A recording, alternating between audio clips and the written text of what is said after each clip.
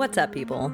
I'm Erica, and this is Cocktails and Capitalism, a podcast that pairs crafted beverages with stories distilled from our capitalist hellscape. And today it's just us. We don't even have a guest. It's just me and John. It's just us.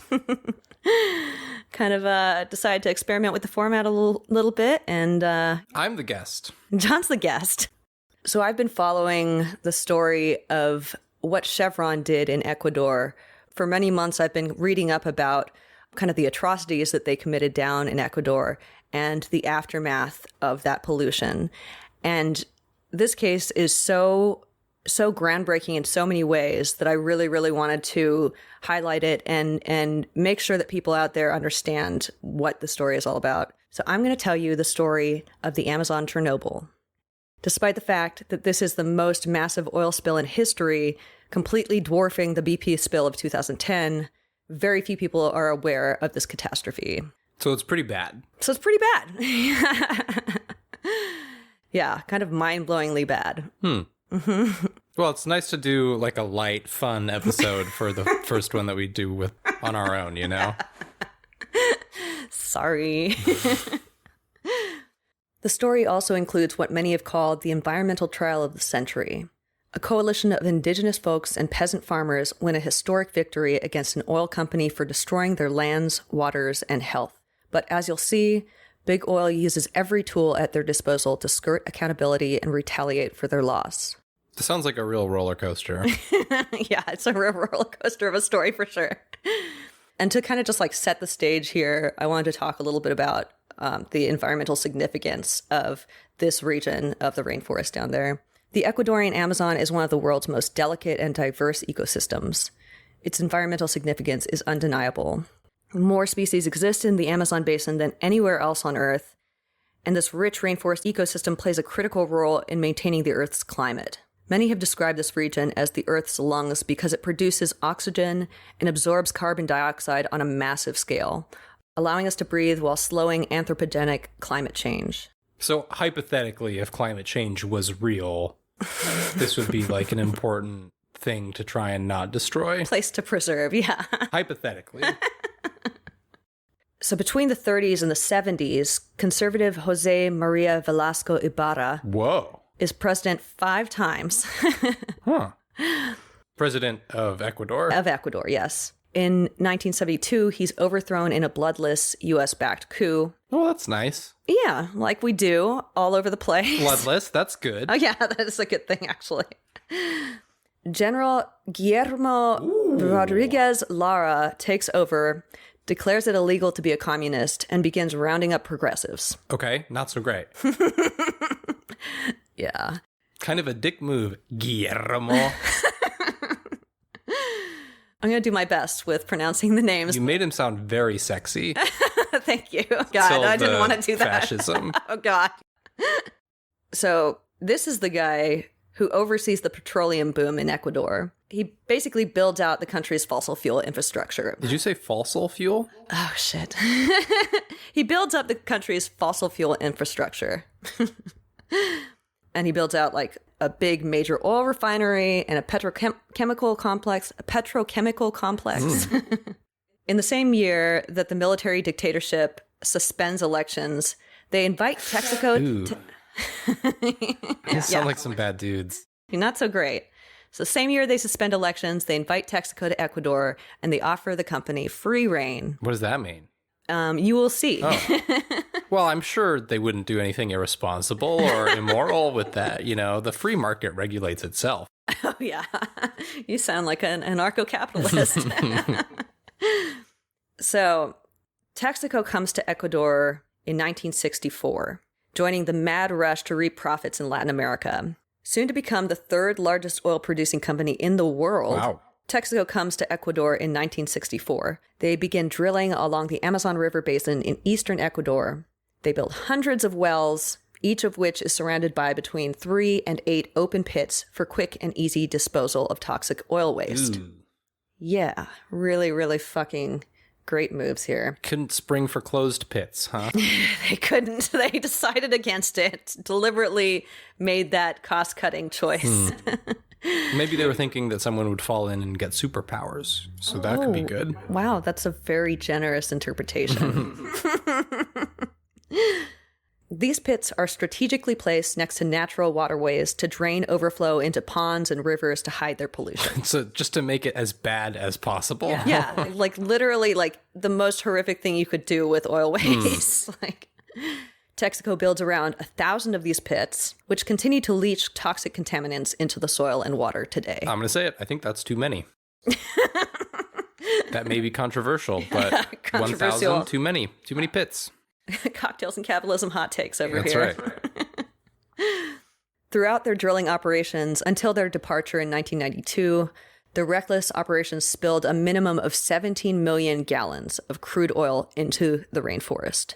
17 fucking million gallons. The way you say a minimum makes it sound like they had like a mandated quota. Like, God damn it, Johnson, you're not spilling enough toxic waste into these rivers. Well, it's... No, I'm sorry, Mr. Bosley. I'll try. It's like, get down there and knock over some barrels. Yeah, well, I mean, I had to say minimum there. I had to add that in because we don't really know how much they polluted. They admit to a large portion of this pollution. This is only scratching the surface of their massive pollution. They actually admit to spilling 16 billion gallons, but there's no doubt that the actual number is much higher. 16 billion gallons is like, it doesn't even mean anything. I know, it's just like so huge that it's so hard to even fathom. 16 billion gallons, okay? Let's put that, I'm going to look up, one acre foot is about a football field's worth of water 1 foot deep. So to put that in perspective, that's about 50,000 football fields 1 foot deep worth of oil spilled. Sounds bad. Yeah, it's really bad. Here's another mind-blowing figure. At one point, they are pumping 4 million gallons of toxic waste into the soil every day. 4 million gallons. That's a lot. Yeah. So 5 million acres are polluted, about 4,400 square kilometers or 1,700 square miles, an area that's roughly the size of Rhode Island. That's the smallest state, so like... Covered in oil. Ugh. God, in like so it's more like New Jersey. Hey-oh. God damn it. So this catastrophic degree of contamination results directly from cost-cutting measures. Texaco saves about $1 million per well by simply dumping their waste on the surface of the earth. Company documents from the 70s show that the company considered spending money to address these horrific environmental problems created by their open oil pits, but they decided against spending the necessary funds. God, I would love to have been a fly on the wall of that board meeting where they're like, all right, gentlemen, we can either spend some money and prevent this region of the earth from being irrevocably destroyed, or we cannot do that. Oh, God. The gallows humor is going to be strong in this episode, folks. Yeah.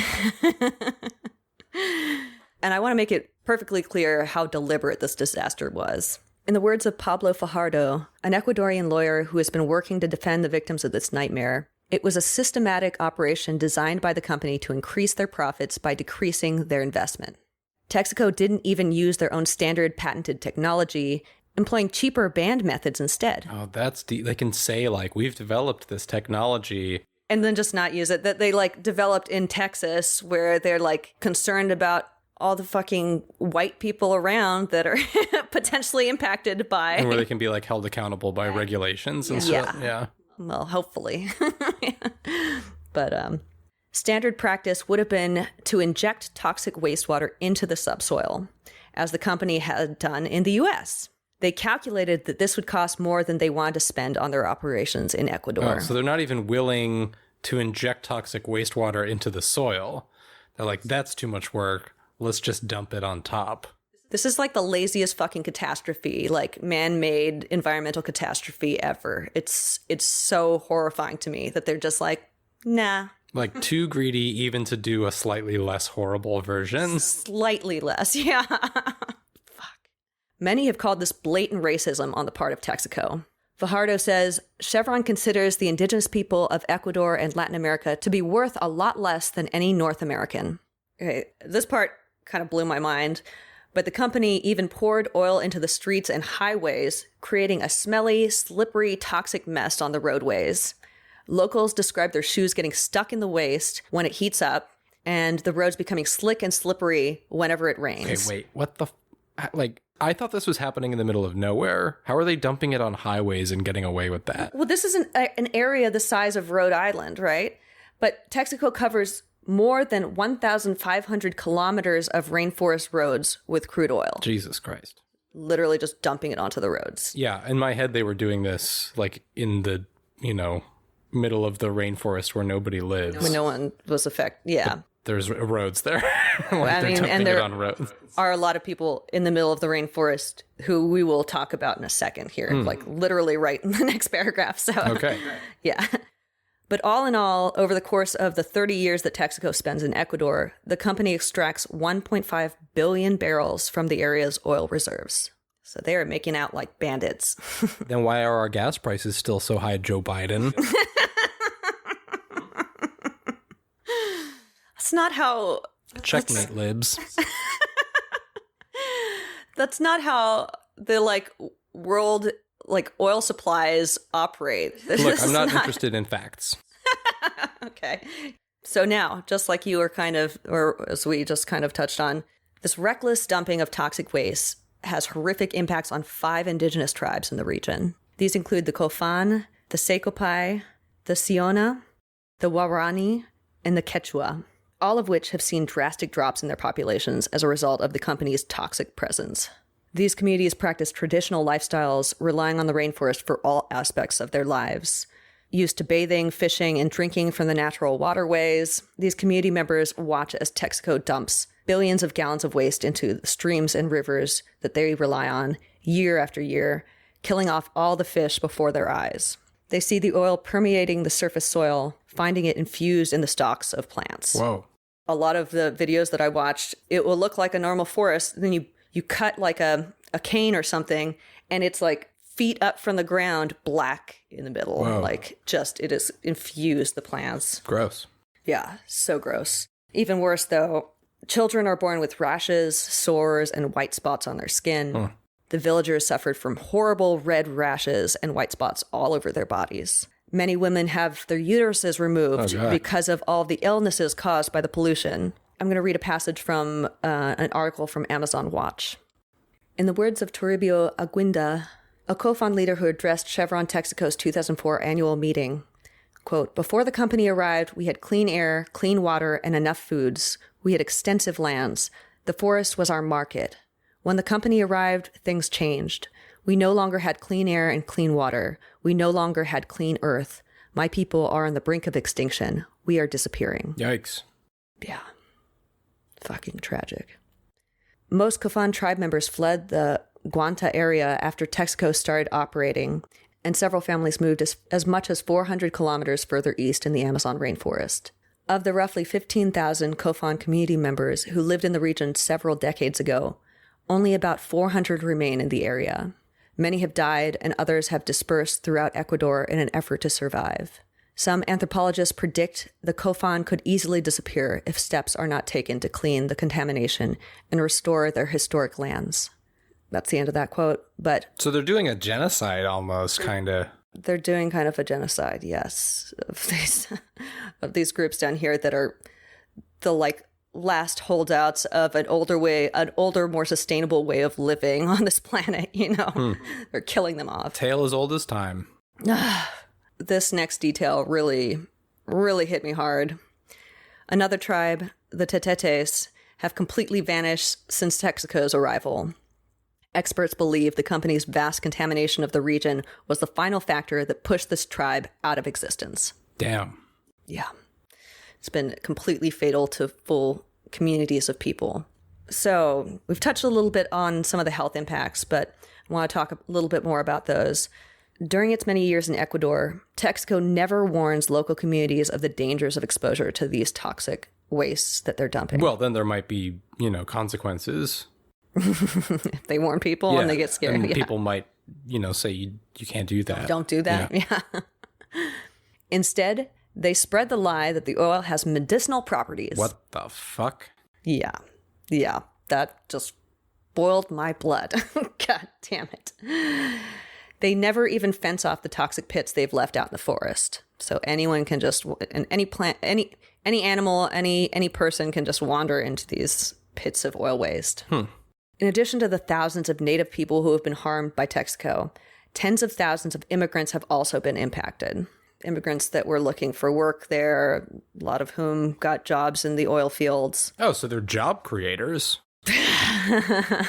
After capitalism sweeps in and destroys the local livelihoods and ways of life, yes, they are creating a few jobs that also ruin their fucking ecosystem. Can't make an omelet without killing a few ecosystems. Oh, God, no. When judicial site inspections take soil samples to test for total petroleum hydrocarbons, TPH, they find contamination up to 900 times the allowable amount under Ecuadorian law. And mind you, Ecuadorian law is much more lax about these kinds of things than laws in the U.S. So too many. So way, way, way too many, yeah. Rates of certain cancers like stomach cancer are 10 times higher near oil fields than across the Amazon basin as a whole. This trend holds for rates of miscarriages and leukemia in children. Those under 10 years old are most at risk of contracting leukemia and developing learning disabilities. A court-appointed geologist named Richard Cabrera works with 14 other scientists to study the effects of Chevron's oil dumping. These scientists link 1,401 cancer deaths to the oil giant's reckless pollution of the Amazon. Wow. And that is only what they definitively could definitely document. Yeah. When the reality is probably thousands and thousands and thousands more. I'm starting to think that the free market may not be so great at regulating itself. You're going to retract some of your anarcho-capitalist views? You know, this is all very compelling. And I'm not saying that presenting me with, unrefutable facts and kind of tragic and upsetting failures of ethics by mega corporations is going to change my mind about anything, because that's not, how we do things here. Here in America. Yeah, but it is sad. Well, I'm glad I at least got that from you. Fuck. So I wanted to give you guys a sense of the scale of this disaster. The Exxon spill of '89 was much smaller. They spilled 11 million gallons of crude oil from an oil supertanker when it hit a reef off the coast of Alaska. By contrast, Texaco deliberately dumped 1,000 times that volume of waste into Ecuador. Pretty bad. Yeah. And that's one of the big spills that you hear referenced often. The other big one that you are probably more familiar with is the BP disaster of 2010. The scale of the Chevron Texaco crisis even surpasses this disaster. An accidental spill that released 132 million gallons of oil and toxins into the Gulf of Mexico. So still an order of magnitude less, and on accident? And on accident, yeah. Versus they're deliberately poisoning the rainforest. The EPA called the BP incident the largest spill of oil in the history of marine oil drilling. In stark contrast to this massive environmental disaster, in the Chevron Texaco story, the company dumps 474 times the amount of liquid waste and oil that BP accidentally spilled into the Gulf, and it does so intentionally.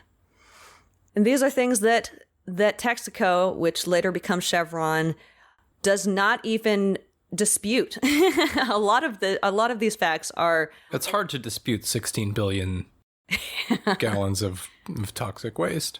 That people can go and see with their own eyes when they go down there. It's just it's right there. Laying around, yeah.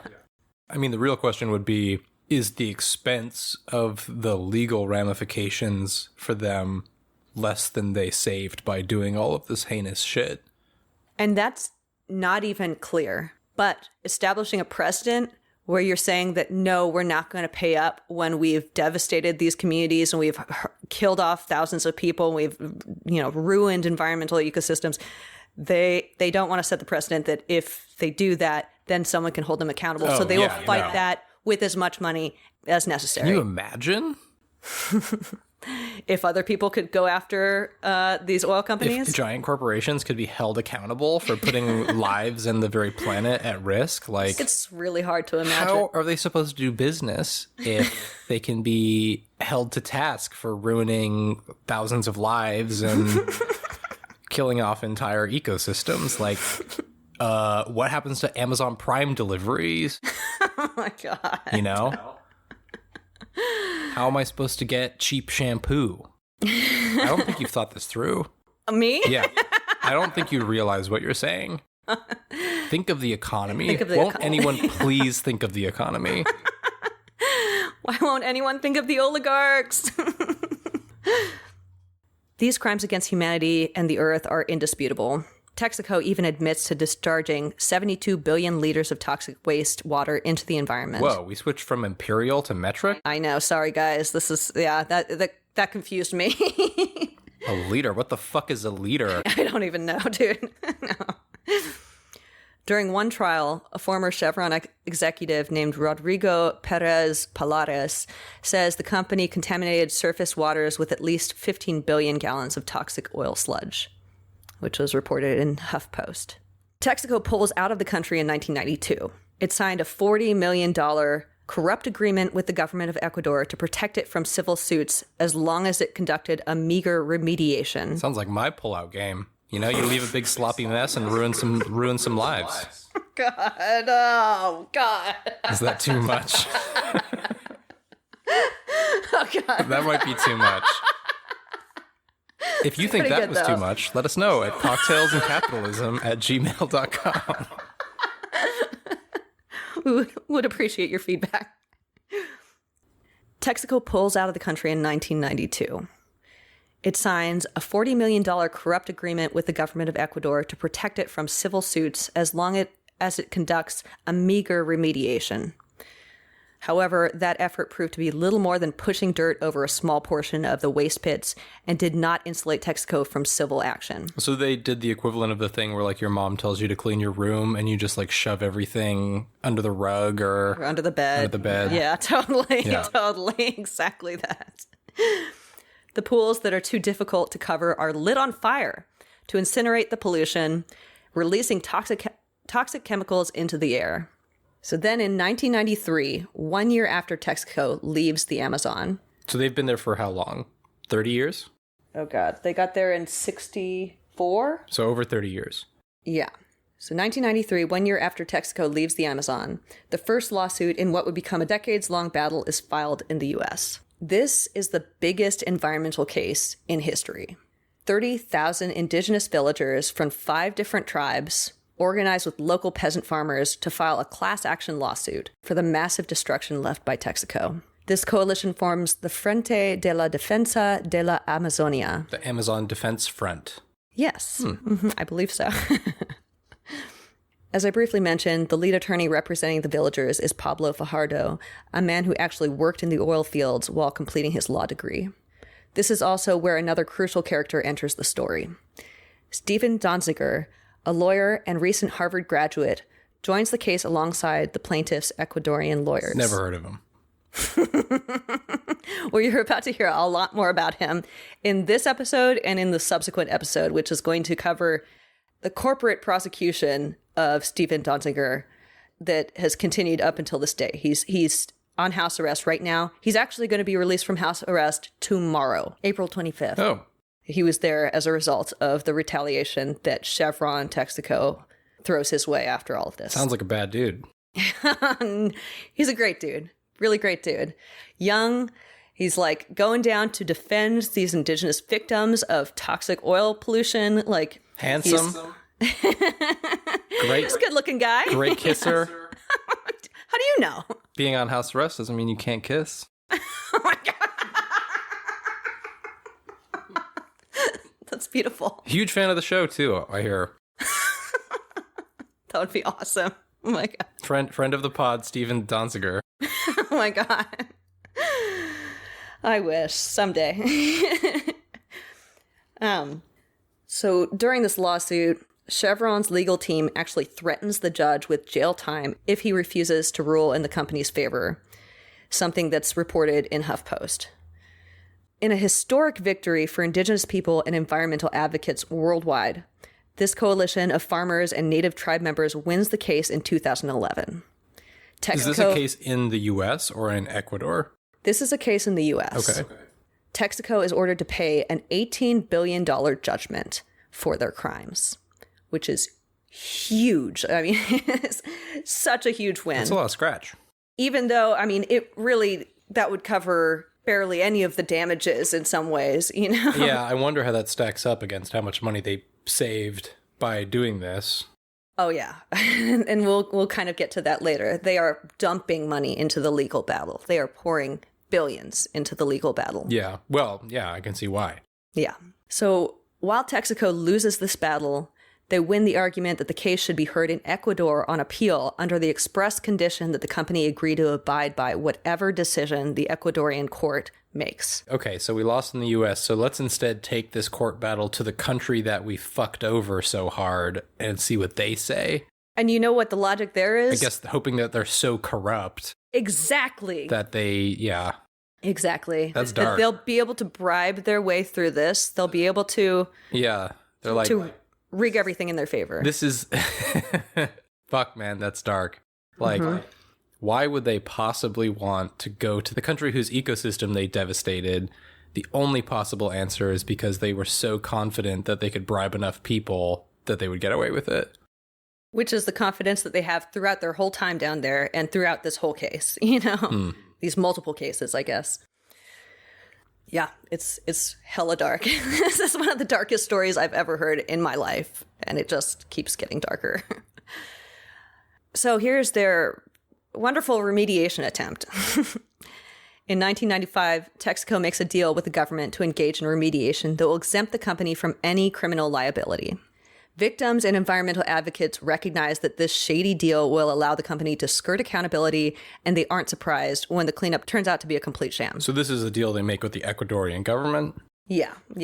Does this mean they didn't pay the $18 billion fine? So they will not pay. They refuse to pay the $18 billion. Oh. And they send the case on appeal back down to Ecuador, where they think they'll be able to maneuver everything in their favor. Right. Texaco dictates conditions that only require remediating 264 of the more than 1,000 disaster sites. Then they use a legal loophole to say 80 of those 264 sites don't require any action at all. So we're down to like 15%. Yeah, it's shrinking and shrinking.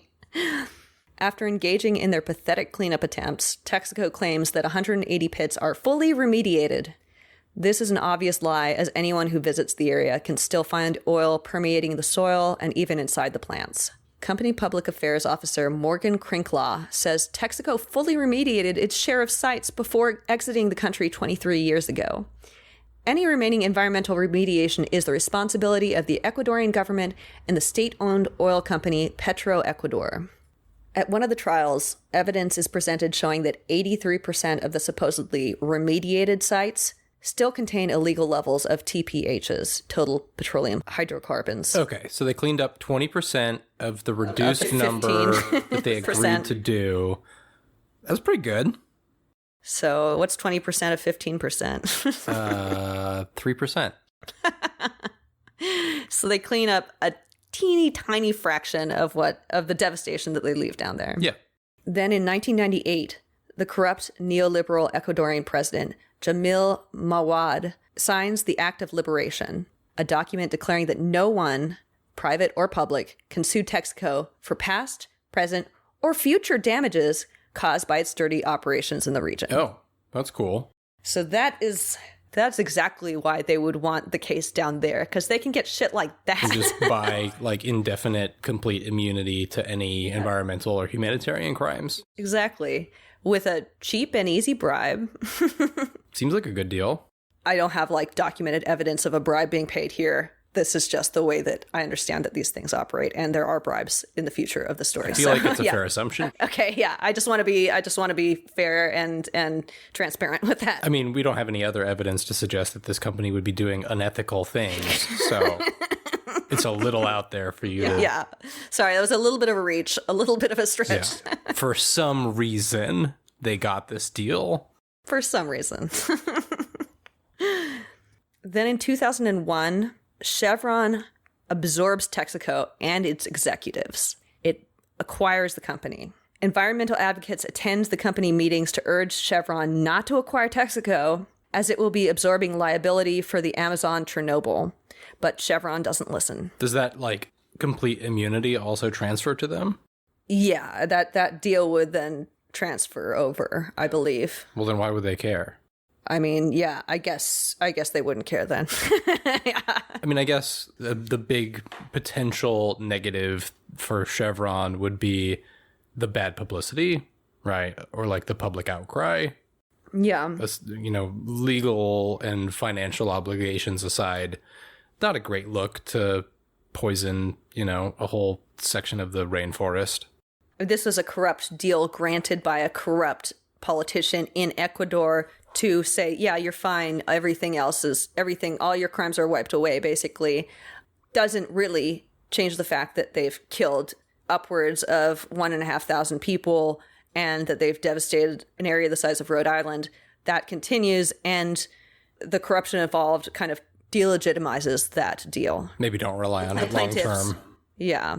The plaintiffs are still trying to pursue justice, still trying to get Chevron, Texaco to pay up for these crimes. So then, when economist and democratic socialist Rafael Correa becomes president in 2007, he announces that Chevron Texaco's reckless actions in Ecuador are crimes against people and nature. Chevron responds by claiming that this new government is corrupt and thus their rulings are illegitimate. Which is very fucking ironic because they wanted the case moved to Ecuador, where they thought they could skirt a lot of the laws and they could buy people's loyalty. Then in 2009, Chevron brings a case against the Ecuadorian government to an investor arbitration panel at The Hague, a panel used to settle investment disputes on an international scale. This actually isn't a real international court of justice, and it isn't the court of justice that people refer to as The Hague. It's actually a panel of 3 paid arbiters. So Chevron is looking to skirt the judgment that was given to it previously. And so it is going to a panel that is specifically about trying to settle disputes that involve investments, huge investments. So they think that they're going to be able to, get this panel to rule in their favor. So they're just trying anywhere that they think they could escape accountability. Exactly. Okay. Yeah. Like I said, this isn't the real International Court of Justice, which people refer to as The Hague. And it actually isn't a court at all, but a panel of 3 paid arbiters. As Chevron predicted, the panel issues a decision in favor of Chevron, ordering the Ecuadorian government to stop trying to collect the $9.5 billion judgment against the company. This judgment, I forget exactly the reasoning behind it, but it went from like 18 billion to 9.5 billion. The arbitration panel actually awards Chevron hundreds of millions of dollars in costs. The decision, however, is deemed unconstitutional by the government of Ecuador, which refuses to honor it. Good for them. Yeah, thank God. Yeah.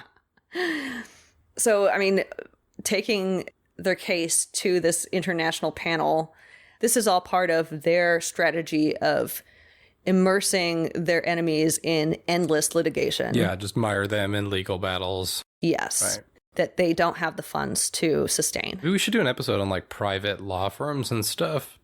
Oh, absolutely. I mean, that's like the way that money sways the court system in this country is fucking horrific and needs to be called out. Yeah. Why didn't the framers just like make it so that all attorneys are state appointed? It should be. It really should be. It drives me crazy to think that you can just pay your way to the kind of ruling that you want in a court system. Right.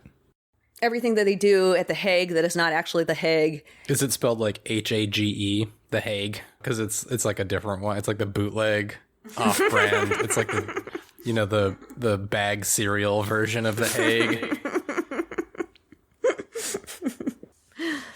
Charles James, former general counsel to Chevron, openly states that the company will fight, quote, until hell freezes over and then fight it out on the ice. They stall the case by saying the U.S. is the, quote, improper venue for the trial and lock the case in litigation for years. Then the victims of the oil John's pollution file a new case against the recently merged Chevron Texaco in an Ecuadorian court. We've already kind of gone over this. During this, Chevron uses 60 law firms for the case, attempting to overwhelm their opposition with unlimited funds. They even hire spies to keep tabs on their opposition, surveilling their law offices. Chevron goes after friends of victims and organizations that finance their struggle. Throughout this, they refuse to compensate the victims because they know that setting this judicial precedent would leave the company on the hook for future payouts to their victims. So while they refuse to compensate the people they've poisoned, Chevron and Texaco spend billions on their legal battle to avoid accountability. Paul Pazimiño, who is the associate director of Amazon Watch and who will be joining us to tell the second part of the story, clarifies that these two companies spent $2 billion for lawyers and PR firms from 1992 until the end of the RICO case in 2014. That's a lot of lawyers. It's a lot of lawyers. That's a lot of money. You could spend so much of that money just trying to help these people that you've hurt so badly, and instead they spend it on fighting them. Well, it's the principle of the thing. It really is. That is exactly it. As part of a much broader misinformation campaign, Chevron Texaco pays experts to conduct sampling where they think there will be no contamination. So they're cherry-picking spots. Sites, yeah. Yes. But even then, find that every sample is contaminated. I think we've got a clip of that. It's here? Okay. The news. Petroleum. No! No! Check it again. Well, you want to smell it? I think it is. No. No? No, Okay. it is. It is. It is. I mean, because I don't know It is. what this is... Did they close? Well, we might as well Soil stop water? them now. Stop them. Stop them? Just, yeah, we're done here. We're trying to find a clean core, and we obviously didn't go out far enough. Nice job, Dave. Give you one simple task. Who picked the spot, Renee? Don't find Who control. picked the spot, Renee? Oh. Who So told them where to my drill, turn- Renee? My fault? I'm the customer. I'm always right. So that clip was from a video that was leaked anonymously to Amazon Watch with a note that read, "I hope this is useful for you in the trial against Texaco Chevron, a friend from Chevron." Wow. Amazon Watch is the NGO. Yeah, that have actually been involved in some of these cases that Chevron has brought against the plaintiffs. Trying to get them to be held accountable. Yeah. They've gotten roped into all of this battle as well. And I'm so excited to have Paul from Amazon Watch come on the show because he knows the story so exhaustively. He knows the ins and outs so much better than I do. So, and he helped me a lot in the preparations for this episode, which I'm deeply grateful for. The company actually publishes an ad in Ecuadorian papers attacking and discrediting the many health studies on affected communities. They invest millions of dollars in disinformation campaigns using Chevron-paid scientists and fake news sites. So good old yellow journalism. So you can literally search online and find fake sites that Chevron has created to create propaganda about how this is all a scam of a trial against them. So now we've reached around 2011. In this year, Chevron is deemed guilty once again. They appealed the decision again and again, but the ruling is upheld by 3 layers of Ecuadorian courts, including the Supreme Court. So they're found guilty in Ecuador. Yes. Okay. Yes. Okay, wait, help me understand. So they make a deal with some corrupt judge in Ecuador who gives them free reign to do whatever the fuck they want. A new government comes in and is like, that's obviously bullshit. You have to actually be held accountable for this. Chevron makes a big stink about it. They go to the quote-unquote Hague to try and get... I don't know why anyone would care but they try to like do mediation or whatever, right? They're trying to weasel their way out of it. Mm-hmm. So now Ecuador has basically gotten this through the courts and says... They wanted it back in Ecuador courts, and they got it there, and they ruled against them. Okay. Yes. Once again... So they have been proven guilty for like the... What, 5th time? 15th time, yeah. On this. Have they paid? They've not paid anything to the victims. So the only way in which they've been held financially accountable is the bullshit cleanup job that they pretended to do. That they spent like nothing on, Right. yes. Okay. Yeah. Mm-hmm. And this is... Exactly. This is now like 40 years after they first set foot in the country. Yeah, and the devastation that they left was over decades of doing business there. And so, yeah. Okay. This is truly a historic victory for the oil giants' victims in the Ecuadorian Amazon, as well as for indigenous people and victims of corporate pollution around the world. I mean, that's what you said about the last victory, but that didn't do shit. I mean, these are historic victories, though. These are like never before has a group this size or a group of indigenous people brought a case against an oil, a huge company like this and won. Never before has this happened. But I get that that's a big deal, but doesn't it make it less impactful that that initial court case in the US where similar coalition of indigenous people and local farmers got together and won this court case against Chevron, and then absolutely nothing fucking happened because of it? I mean, yeah, these are historic victories in spite of the fact that Chevron did not do what they were supposed to do in the aftermath of these victories. They did not do what the courts ordered them to do. Yeah, it would be an inspiring and really cool story if anything had happened. It's like if the Mighty Ducks win the big game and then they still give the trophy to the bad team. It's it's so frustrating. Oh, yeah. We finally get this landmark case against a corporation by a scrappy underdog, and they win, and then the company just still manages to squirm their way out of it for another decade. But the fact that the company feels so threatened by this ruling against them that they feel the need to pump billions of dollars into legal proceedings to get out of this. But they're still profiting overall, and that doesn't help the people that were impacted by this. Sure. I mean, I get what you're saying, that it kind of takes it deflates the victory. Yeah. But this is a huge fucking victory that nowhere else on the fucking planet have we seen anything like that. And if this wasn't such a threatening victory, then Chevron would probably have paid. So this isn't the big win, but this is the thing that sets the wheels in motion for this. There's no big fucking win here. Okay? Spoiler alert. This is a sad fucking story. The wins that I'm saying that this is a historic victory, these are the wins. These are the things that we can point to say, look, this actually happened in spite of everything. But we still haven't gotten justice on those things because a huge company can funnel billions of dollars into their legal battle, So in a just world, that would have been... That would have been it. We would have won, and we would have won. But we don't live in that world. We don't live in that world. So we have to just deal with the complicated aftermath. That's what's so frustrating about this, is you read that. If you were to read that in isolation, you're like, oh my God, it's amazing. How inspiring. Yeah. They took down this giant evil mega corporation and got reparations for the ecosystem. And if you didn't know the rest of the story, that's what it would seem like. And then you read the rest of the story and you're like, wait, what the fuck? Yeah. Nothing happened? Yeah. They just paid some lawyers. The people that made out the best on this are the lawyers that work for Chevron. Oh, yeah. What does that say about capitalism, guys? God. And I'm trying not to dunk on the efforts of the people that fought for these things. And I want to acknowledge how important it is that, I think there may be a point in the future where people look back at these cases and say, look, these are the things that kicked off this sort of global movement to shift power away from multinational mega corporations.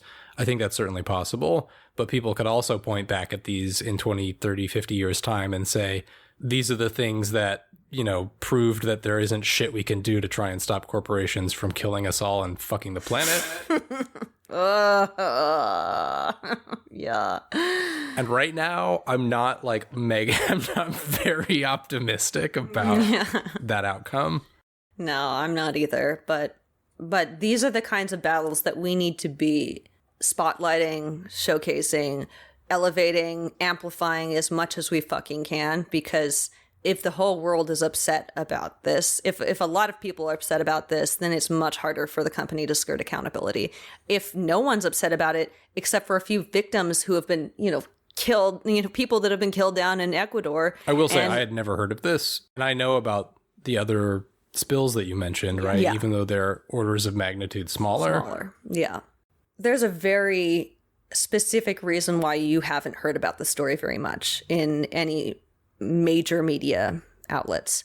The corporate media in the US is so bought and paid for by big oil that they don't want to ruffle the feathers of their funders. They do not want to do that, which means that while Steven Donziger is on house arrest in New York, right across from the New York Times, like literally like across the street from the New York Times. They don't cover the story for fucking months and months and months and months while it's happening. They don't even touch it.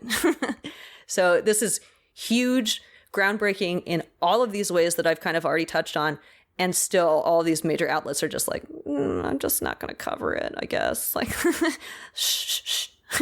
Like, Yeah, if you're interested in like environmental politics and science and you don't know who Steven Donziger is, this is why. Yeah, fuck. It's so depressing. So getting back to the historic victory here that is upheld by 3 layers of Ecuadorian courts, including the Supreme Court. Chevron is ordered to pay $9.6 billion in damages, a fraction of their annual revenue. This is $10 billion less than BP was ordered to pay for the Gulf spill. They paid $20.8 billion for that. Still, Chevron refuses to pay. It pulls its assets from Ecuador and stashes its money in other countries so the victims have to open entirely new cases elsewhere. Smart. Yeah, very smart. Evil. Smart and evil, yep. That's capitalism for you, baby.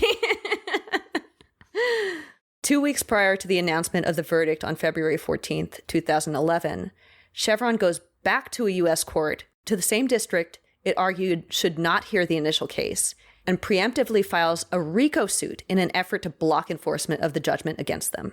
This makes it RICO suit against who? RICO being racketeering, influenced, and corrupt organizations. Thank you, yes. This was an act created to go after the mob. That is specifically what it's for. But they use it to go after Steven Donziger and the plaintiffs, the people. They accuse an environmental activist of racketeering. Yes, exactly. So they basically keep claiming, they keep projecting corruption. You know, they keep being like, oh yeah, all those tribes over there. Yeah, seriously. Oh God.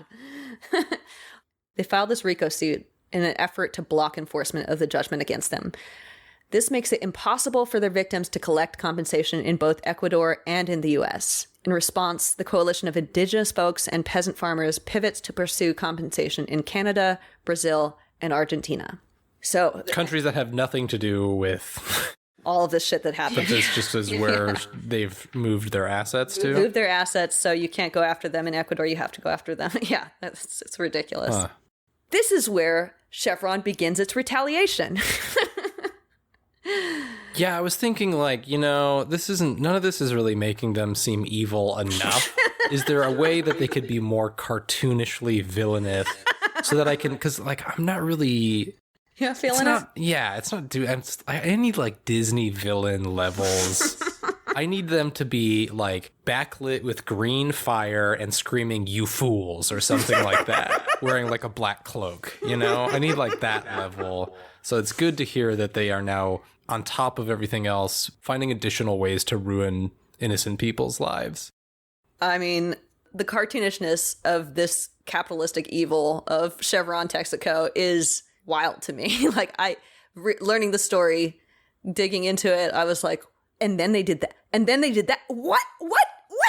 Like, just nonstop mind blown by the horrificness. Chevron's legal retaliation for their loss begins in 2011, the very same year that the company's victims win their historic victory. Their general counsel, R. Hewitt Pate, harasses the victims' defenders, suing or threatening to sue lawyers, financial supporters, and even environmental groups advocating for justice. Chevron decides that it must demonize lawyer Steven Donziger, who continues to fight on behalf of the company's victims. In an internal company email, Chevron's public relations executive, Chris Gedezin, explicitly states that the company's, quote, long-term strategy is to demonize Donziger. While the company had insisted on holding the original trial in Ecuador, after losing the case, they do a complete 180, seeking to discredit the country's justice system and its people. They bring arbitration against the Ecuadorian people and the lawyers defending the victims, and they file a civil suit against Donziger and his legal team. The company claims corruption by the victims, their lawyers, and the Ecuadorian state. How do you claim a civilian victim is corrupt? They use the Racketeering, Influenced, and Corrupt Organizations Act, or the RICO Act, which was created to go after the mob, alleging that Donziger has committed mail and wire fraud, witness tampering, money laundering, and obstruction of justice. No. It's like such a clear strategy of projection, too, of like anything that they say that we're doing, we just say that they're doing, and then it just like, cancels out or something? Like, I think that's how it works, yeah. Chevron argues that they only lost the case because the legal team for the villagers had allegedly paid $500,000 in bribes in Ecuador. Essentially, they claim that Chevron has been a victim of a scam trial, seeking $60 billion in damages. God! Like that kind of stuff, I'm like... Why doesn't the government of Ecuador just move all their money to Canada? There you go. This legal approach is especially disturbing because it essentially amounts to a strategy of projection, as I've been saying, that aims to flip the victim-perpetrator script. Chevron has actually bribed their star witness, Ecuadorian judge Alberto Guerra Bastidas, for false testimony about bribes and other corruption in order to help the oil giant evade the $19 billion judgment against them. They have literally bribed a judge who admits, so all of their accusations of bribery are fucking insane to me. Wow. They coached Guerra to provide false testimony, offering monetary compensation and relocation in the United States. So has all of this been proved in court, or where does this come from that they did all of this? Well, was this all evidence in a trial, or? This Chevron star witness confesses to perjury or lying under oath. According to Vice News, quote, in testimony given before the International Tribunal, Guerra has now admitted that there is no evidence to corroborate allegations of a bribe or a ghost-written judgment, and that large parts of his sworn testimony used by Kaplan in the RICO case to block enforcement of the ruling against Chevron were exaggerated and, in other cases, simply not true. So this is... It is out in the open that Chevron bribed their star witness, who was basically saying that this is a corrupt trial and that there were these bribes given for this ruling. I can see why you might say that that's bad. It seems a little immoral. You see why I'm saying projection here? Mm-hmm. Yeah. It's like so insane. So I think it's important to emphasize a few details about this ruling from Judge Lewis Kaplan. Knowing that Judge Lewis Kaplan is notorious for his pro-business rulings, Chevron manages to send their case to this specific judge. Only later is it revealed that Judge Kaplan is actually a Chevron stockholder. Kaplan allows Chevron to present secret witnesses, and he refuses to admit any evidence of Chevron's pollution in Ecuador during this trial in the U.S. They say that is not relevant. Are they saying that, okay, well, what? Is there going to be like a conflict of interest here? I mean, are you questioning his ability to prevent his immense financial stake in this company from biasing his ruling? The man is a judge, Erica, okay? And I have never once before seen or heard of an instance in which a judge could be financially motivated, except for the one that you just mentioned. Other than that, and also the previous one in this episode, there are no other instances where a judge could be doing something against the best interests of the plaintiff just because the defendant has given them, I don't know, money or something. So, frankly, this is a ridiculous accusation that you're making here. It is amazing to me how corrupt and how, what an agenda these people have, you know? So as I mentioned before, the company uses 60 law firms and 2,000 legal professionals to fight this retaliatory battle. Unsurprisingly, Kaplan rules that Donziger and two community leaders worked to bribe the Ecuadorian trial judge. He based this ruling on the testimony of one man, the star witness who had been bribed and coached by Chevron.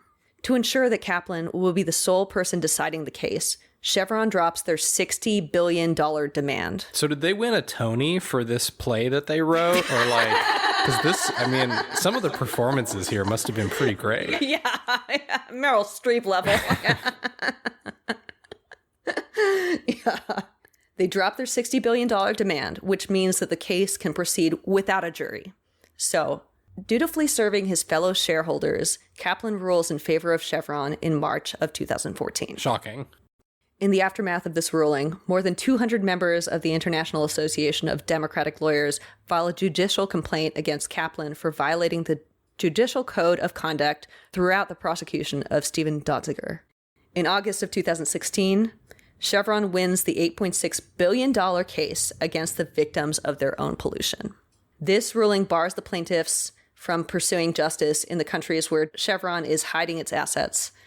The U.S. court rules that these victims of corporate pollution cannot pursue Chevron's assets in the U.S., placing justice even further out of reach. The ruling does not actually exonerate Chevron in Ecuador, making no determination about the cause of contamination. Well, we just don't know where this pollution could have come from. I mean, it's insane to me that like Kaplan is like, you can't submit any evidence about pollution in this case. You have to just stick to only evidence about the bribes that were given. So you can't talk about the initial crime in this case that is appealing like the decisions made in prior cases. Like, that is complete fucking insanity. They take some weird fragment of this case and then focus a whole bunch of energy on that and manage to steer the conversation away from the actual problem. Yeah. It's wild, huh? This seems like the legal system working as intended to me. Yeah. That's not what it was supposed to be like, John. I don't think this is what people originally intended for the legal system. I guess it depends on who you ask. The ruling actually specifically says that the Ecuadorians and Donziger are free to pursue enforcement outside of the U.S. Determined to fight for their health, their land, and their loved ones, the villagers file a new lawsuit in Canada. And this is where I'm going to end this story. I do have like a few like further implications to dive into from this that I wrote down. Yeah, in case any of you are still feeling pretty good and positive about how things are going, stick around here for some closing notes about how fucked everything is. Actually, there's a lot of like dark jokes in this one and there's a lot of fucked up stuff, but like I don't think the takeaway from this story should be that everything is fucked and we're all doomed, right? Because if that is the mindset that we adopt, then this kind of stuff will never stop happening. That's a really important point. Yeah. Right. So like if this enrages you, then hold on to that. And if it makes you feel like gloom and doom, then I would find like another way to channel that energy into something potentially worthwhile, right? Because Kurzgesagt has a great video. If you like their videos on YouTube, a great channel called We Will Fix Climate Change, where they talk about this, about how basically the people responsible for the impending environmental collapse want you to give up, right? Because that means they can continue to get rich. Exactly. Yeah. That is exactly what these like indigenous community members living their traditional lifestyle and this lawyer, Steven Donziger, and the coalition of people that have kind of emerged to support these victims.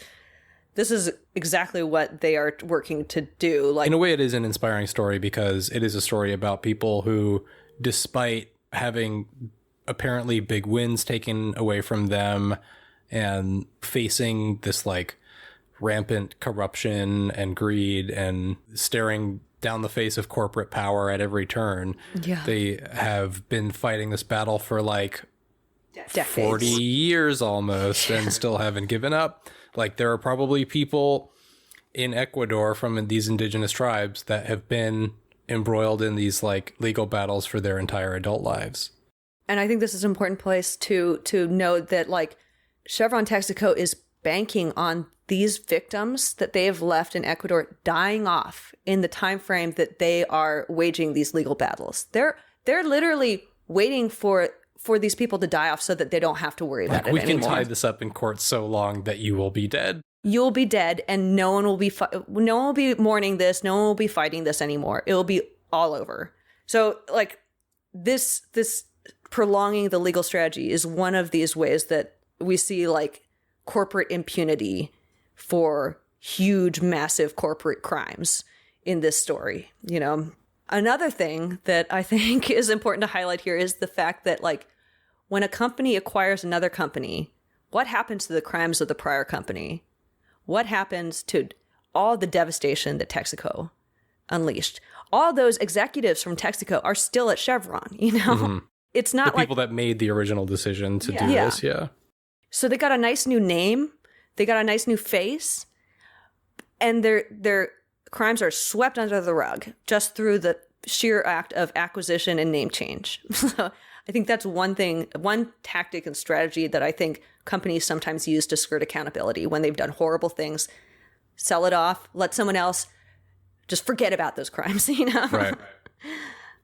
You know, and another thing that the story highlights is that, like, companies will go to the country that has the weakest regulations and that will have the weakest measures in place to fight anything that they do, to be able to hold the company accountable.